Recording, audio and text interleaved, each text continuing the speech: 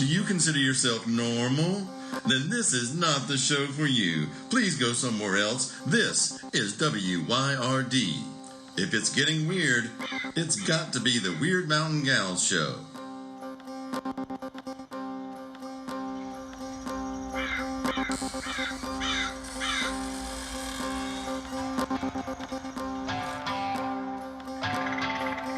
You're listening to Byron and Alicia, the Weird Mountain Gals.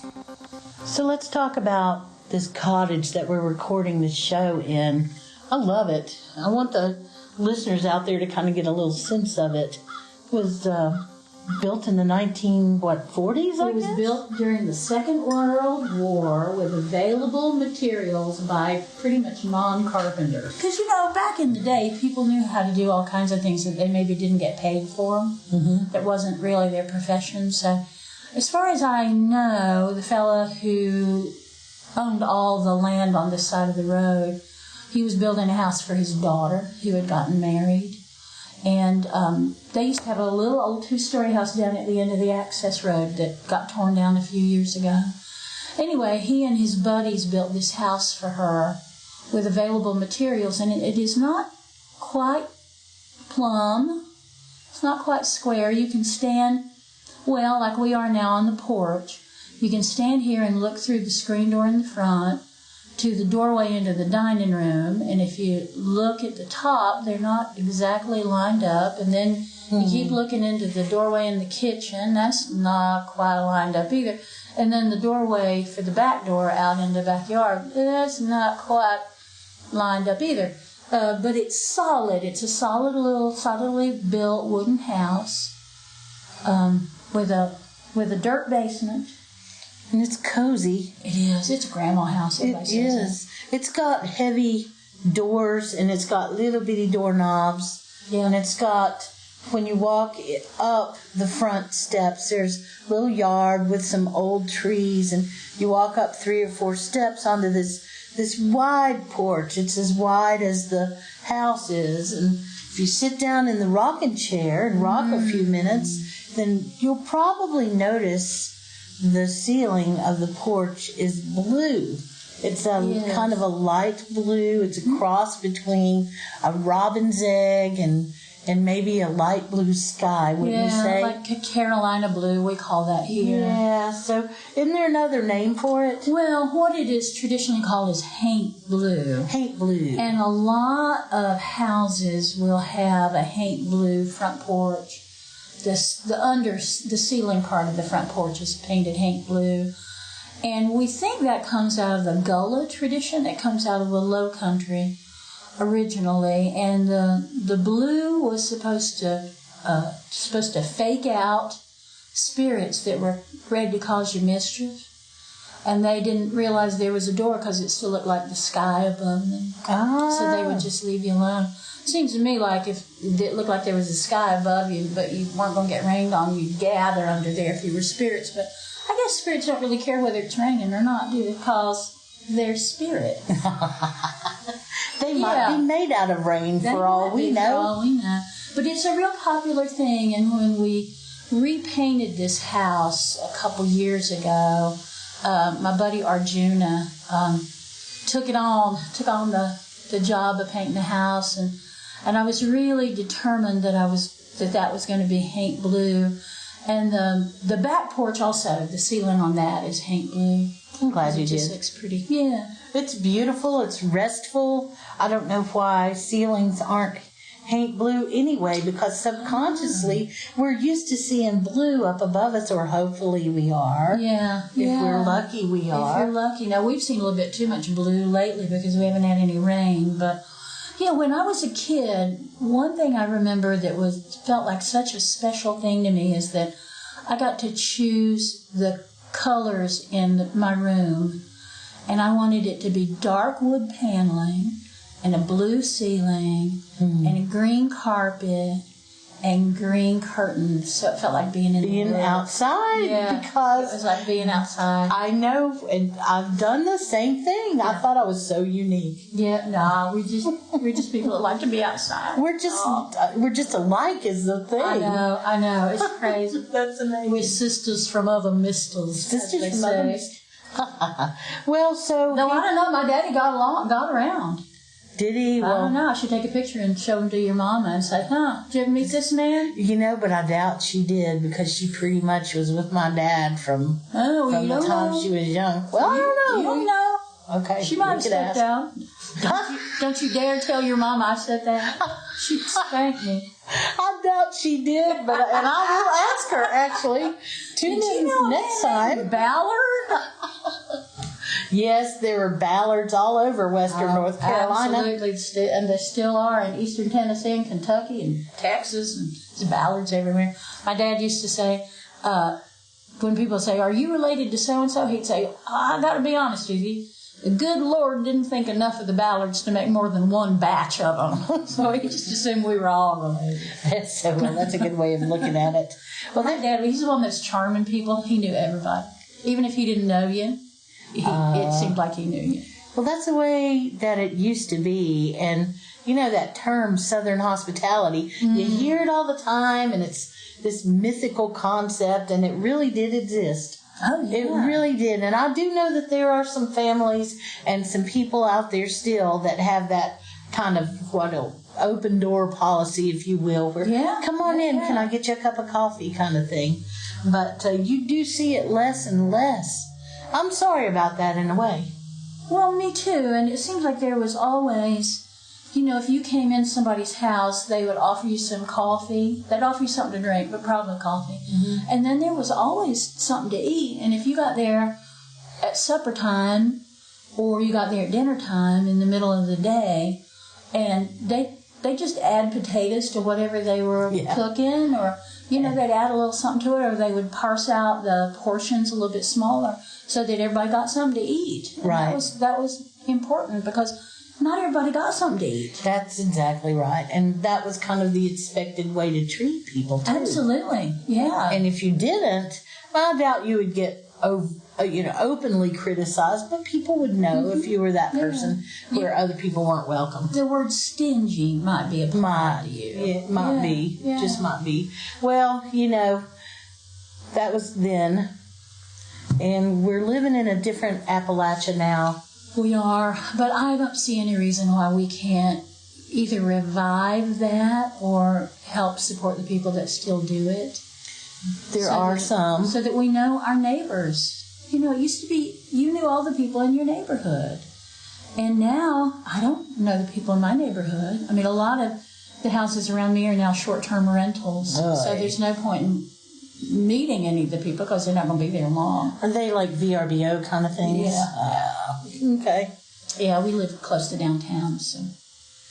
Well, and I know some of my neighbors, but not like it used to be when kids were in and out of the neighbors' houses all the time. And there's a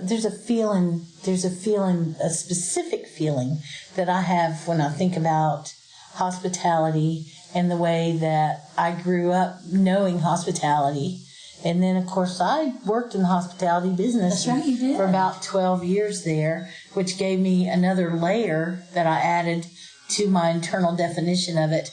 And then, you know what? In the late 90s, it seems like I just kind of quit meeting people who were hospitable.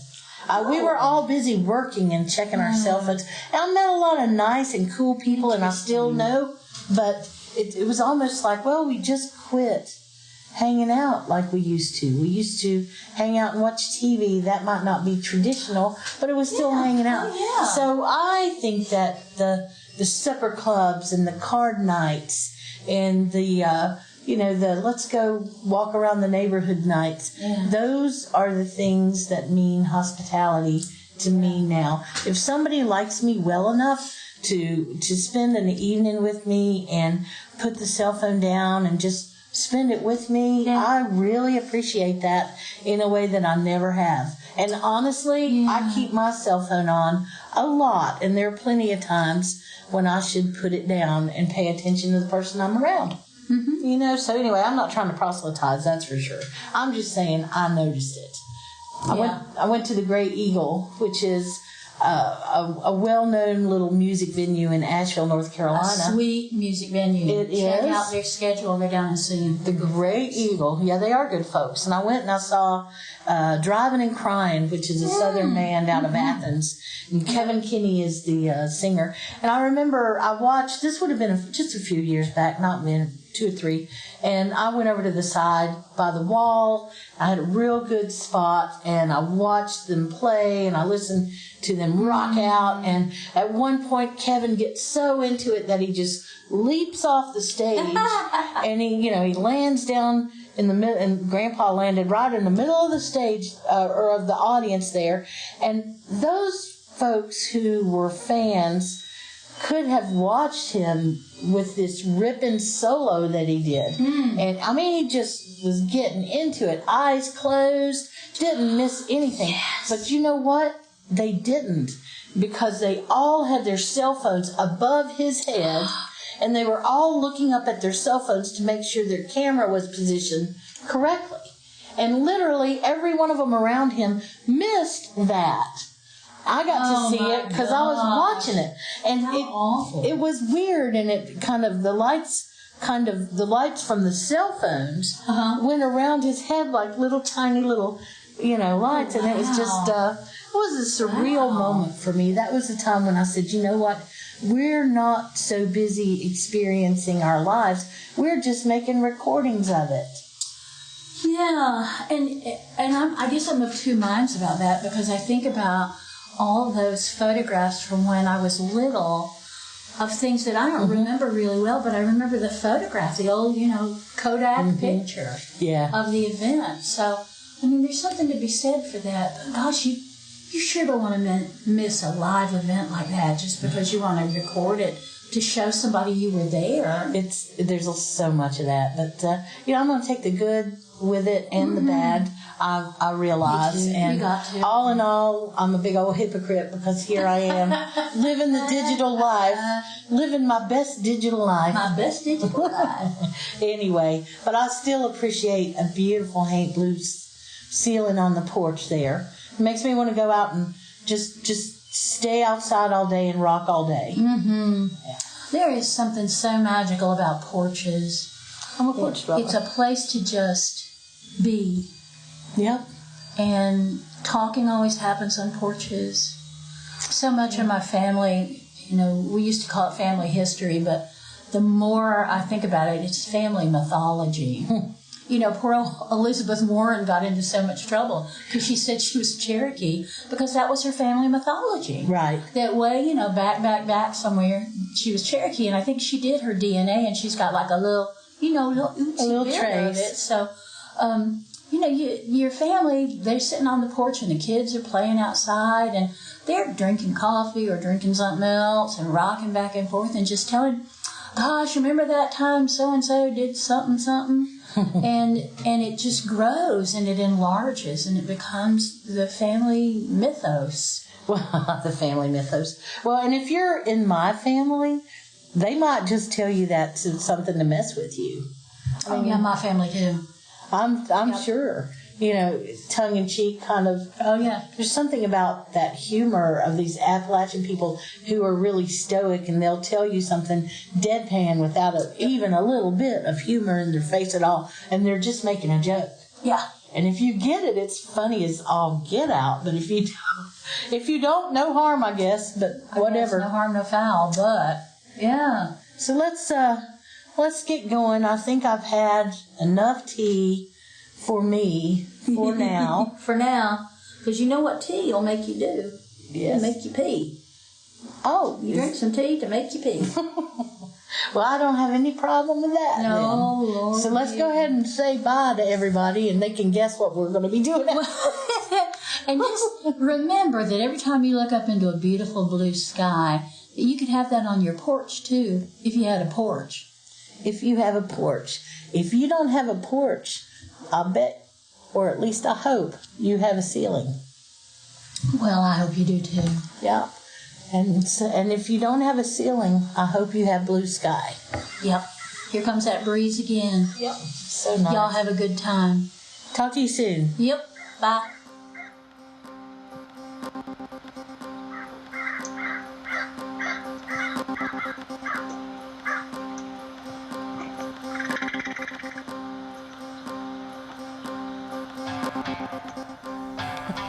Hey, thank you for spending your time with us here at Weird Mountain Gals. We sure do appreciate it. You know, I know time is the most important thing we have, so I promise that if you take your time to listen to us, we'll take our time to continue to be weird. Many thanks to Sunslice Records for all the help. We couldn't do it without you, Craig.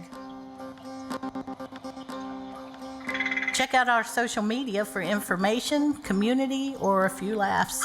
WYRD Mountain Gals.